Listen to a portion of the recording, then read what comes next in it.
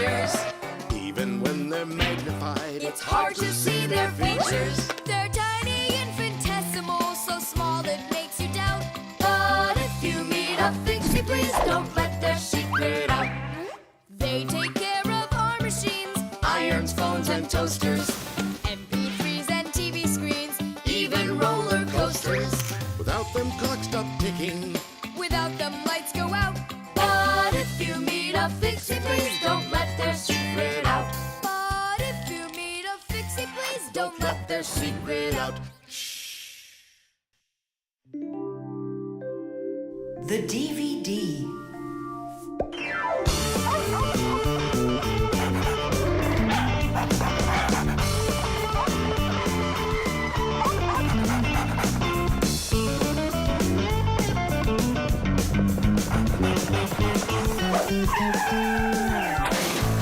Chusaka! Get away from here! So where did it go? Oh, here it is. Hey there, Tom Thomas. So what's on the disc? Hi there, Nolik. Hi there, Simka. It's a cartoon about Gulliver in the land of Lilliput. My friend Jeannie let me borrow it. I have it till tomorrow. And what's the story about? Well, it's about this guy who gets shipwrecked where people are just so teeny tiny. Fixies, you mean? No, not Fixies. Lilliputians. Lilliputians? Uh-huh. Know what, Simka? I think that you Fixies might have come from those Lilliputians. No way! Our grandpa told us a completely different story of the Fixies. When something is very well made, then the saying goes that it was made with just a little bit of soul. In old times, craftsmen made things to last, and in each appliance, they would leave just a little piece of their soul. Those little pieces of their soul would turn into tiny craftsmen called Fixies, who would then make the appliance their home and take care of it every day. And that's how the very first Fixies came about. But as the years have passed, fewer things are being made by hand, and more things are getting made by machines in factories. That means there are less and less new Fixies coming from human souls. Luckily, Fixies can fall in love with each other and have their own family, raising their children and teaching them well, so they'll grow up to become skillful and honest master Fixie repairmen. So you're mistaken. We're not Lilliputians at all. We're Fixies. Yeah, Fixies. Listen, Tom Thomas, why don't you show us the movie? Yeah, I want to learn about Lilliputians too. Really, I do. Sure, I'll show you.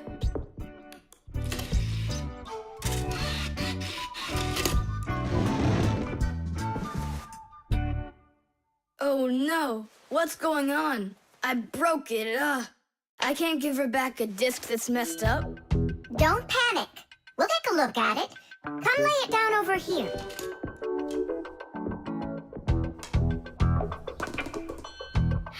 Tom Thomas, why is this disc all covered in jelly?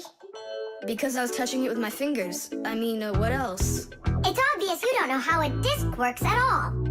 And you know how it works? Yeah, I know. Yeah? If we take a look at a digital disc through a powerful microscope, we can see rows of tiny valleys of different lengths. These valleys are actually a code for the cartoons, games, or music recorded onto the disc. Inside a disc player, a laser beam reads the code and helps turn it back into pictures and sounds. But if you scratch the disc or smudge the disc with dirty fingers, the laser can't read it and the disc won't play. That's why you need to keep discs clean and stored in cases. So that's why you should only hold discs along the edges. And when you're done watching them, you have to put them back inside their boxes. And what about this one? Do we have to get rid of it? Not so fast. Nolik, this calls for a major cleaning. Let's get the brooms.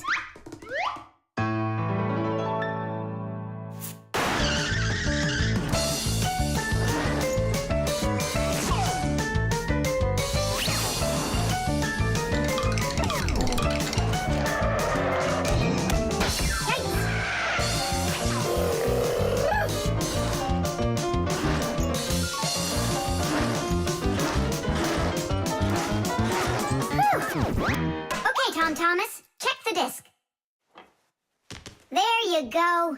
Now you're holding it right.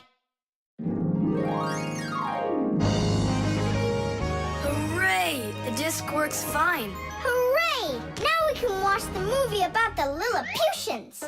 Hey, Gulliver, why are you sitting there? You've seen this movie already. I know in what? What? Look at that pile of discs. Where do you need to put them? In their boxes.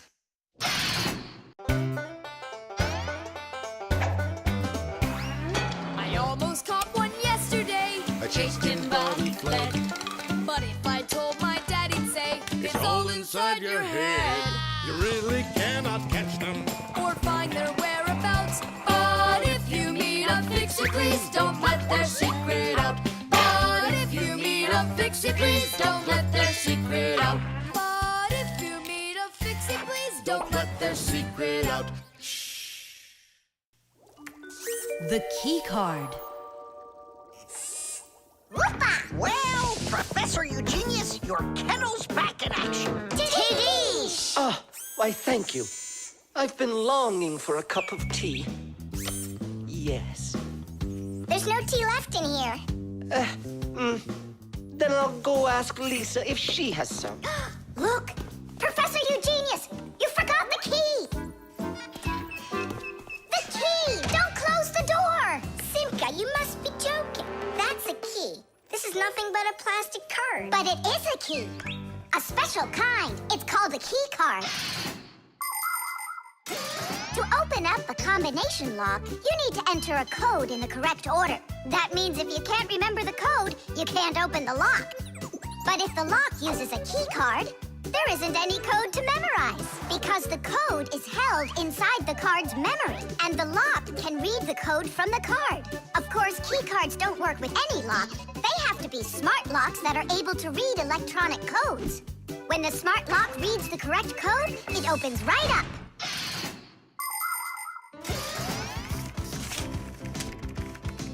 Lisa, do we have any tea here? Of course, Professor Eugenius. Wonderful. I'll take one bag then. Oh, I left my key inside the lab. Can I borrow yours? Just don't forget to give it back. Of course I'll give it back. Come on, Elisa. I got myself a tea bag. Professor Eugenius, the water's boiling. Fantastic.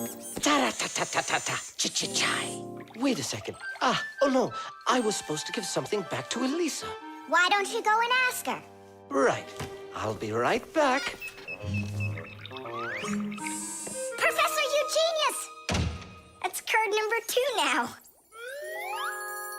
Elisa, I promised you something, didn't I? Yes, the key. You said you'd return it. Yeah, sure. Let me get it. Just a sec. Oh, I locked it in the lab. It's terrible. How will you ever get back into the laboratory now? You see, there is one way, but it's a secret. Would you mind leaving for a couple of minutes? Colleague, Professor, can you do me a little favor? The key. I think I left it on the table. Yeah, right. It's true. So how do we solve this? I need to think about it. What's there to think about? We just have to go and push it under the door. You think you can do it? Yeah! It's time to get to work. Hey, what's going on?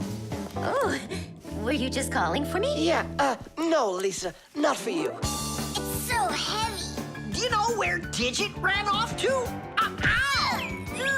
Digit's off somewhere thinking. He's always doing that when it's time to work. Hard to port. Hard to starboard.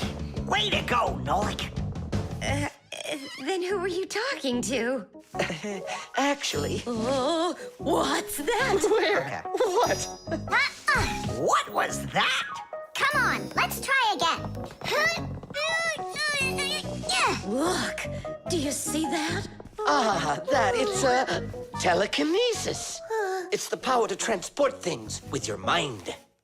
You are just astounding. Was that done with your mind, too? The door? Yeah, sure. You are a genius.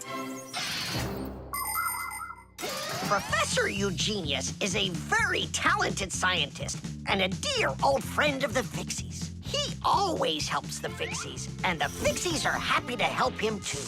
Professor Eugenius let the Fixies set up their school right here at his laboratory. It's hard to imagine a better place for a Fixie school. People from all over the city bring all sorts of things to the laboratory to be tested, from computers, phones, and furniture to food and toys. Professor Eugenius uses his expertise to check the quality of all these different things. To help him carry out his experiment, his laboratory is filled with a variety of tools and machines. Yes, Professor Eugenius is a very smart man, but he can be absent-minded. Lucky for him, he's got us Fixies around. Thanks for everything. Sliding the keycard under the door? That was Simka's awesome idea. But the door opened wide while the card was still on the floor. That's strange. There's nothing strange about it. I'm the one who opened it. How? I climbed in the lock, that's all. Figured out how it worked, and Tadish. Very clever. That's a real Tadish.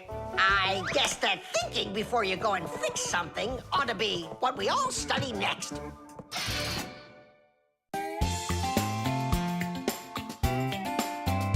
But if you meet a Fixie, please don't let their secret out. But if you meet a Fixie, please don't let their secret out.